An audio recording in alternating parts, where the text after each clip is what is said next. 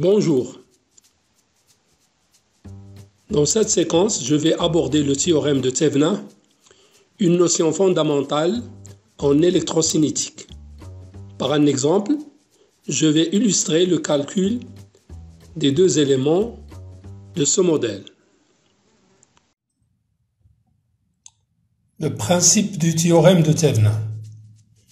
Tout réseau électrique constitué de sources de tension, de sources de courant et de résistance, vu entre les points C bornes A et B, peut être modélisé par une source de tension ETH,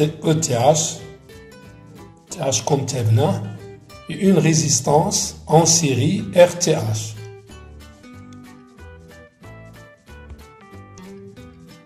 Donc, le modèle équivalent de Thevenin ou le schéma équivalent de Thevenin est tout simplement une tension notée ETH en série avec une résistance RTH. Là, vous trouvez la charge. Souvent, on utilise le modèle de Thevenin pour déterminer le courant dans la charge et la tension entre ces bornes. Donc, en appliquant la loi de May, on aura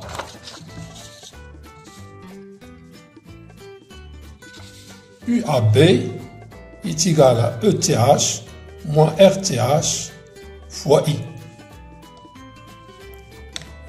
UAB plus RTH fois I charge est égal à E. Donc UAB est égal à E Thevenin moins RTH fois I dans fois I, c'est-à-dire le courant dans la charge. Mais comment calcule-t-on E Thevenin et R Thevenin?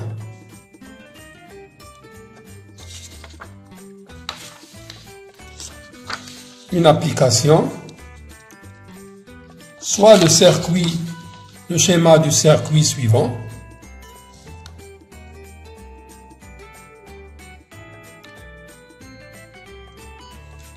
On a une force électromotrice E0 de 100 est égale à 240 volts. Une résistance R0 est égale à 20 ohms qui est en série. Une résistance R1 de 40 ohms en parallèle avec la résistance de charge qui est de l'ordre de 100 ohms. Donc on cherche à déterminer par le théorème de Thevenin le courant dans la charge et la tension aux bornes de cette charge-là, c'est-à-dire la tension UAB. Donc, par la méthode de Thevenin, on va déterminer ETH et RTH. La méthode.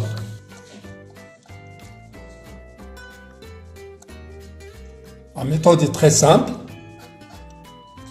Donc, la première étape, on détermine E Thevenin. Il apparaît quand le circuit est à vide, c'est-à-dire quand le courant dans la charge est nul, c'est-à-dire quand on déconnecte la charge. On calcule alors la tension UAB qui serait égale à E Thevenin.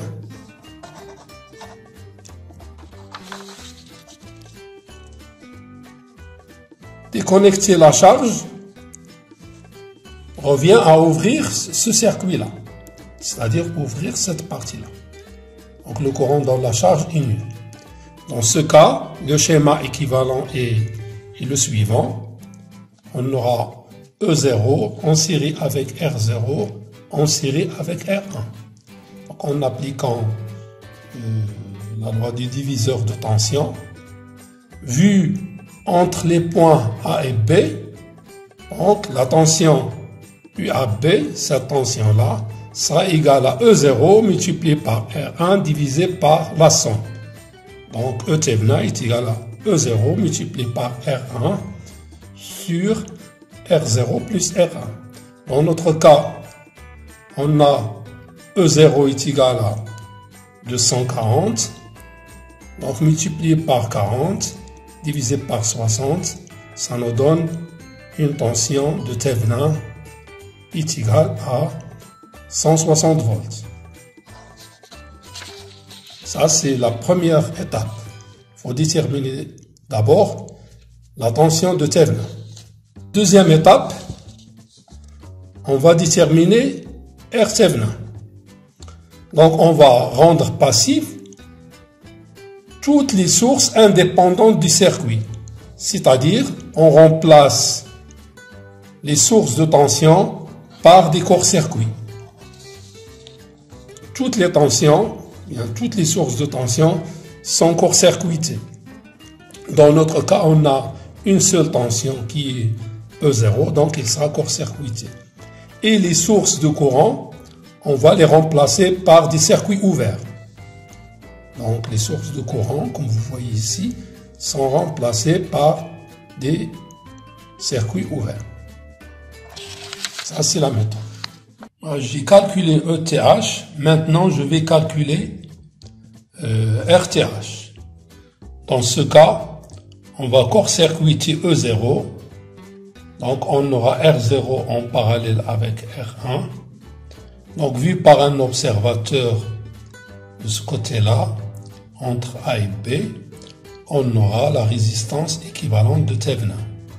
Donc R Thevenin sera égal à R0 en parallèle avec R1 égale R0 fois R1 sur R0 plus R1. Ce qui nous donne une résistance de 13,334. Donc la résistance de Thevenin est de l'ordre de 13,334 ohms. Maintenant, le schéma équivalent global au circuit sera E Thevenin en série avec R Thevenin, le tout en série avec la résistance de la charge. Donc on peut calculer facilement et dans la charge, courant dans la charge, ça E Thevenin, cette tension divisée par la somme des deux résistances, ce qui nous donne un courant d'à peu près égal à 1,412 ampères. On peut calculer maintenant facilement la tension aux bornes de la charge. Ici, ça sera égal à la résistance de la charge fois le courant dans cette charge, en appliquant tout simplement la loi d'Ohm. Donc, la tension aux bornes de la charge est égale à R de charge, la résistance de la charge, multipliée par le courant, est égale aussi à la tension de Thevenin moins la résistance de Thevenin multipliée par le courant, c'est-à-dire cette chute de tension-là.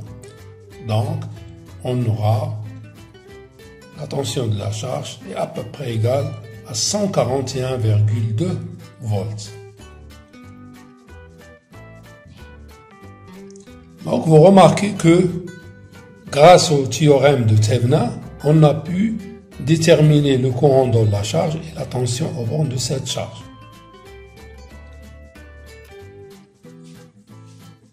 Merci de votre attention et à la prochaine vidéo.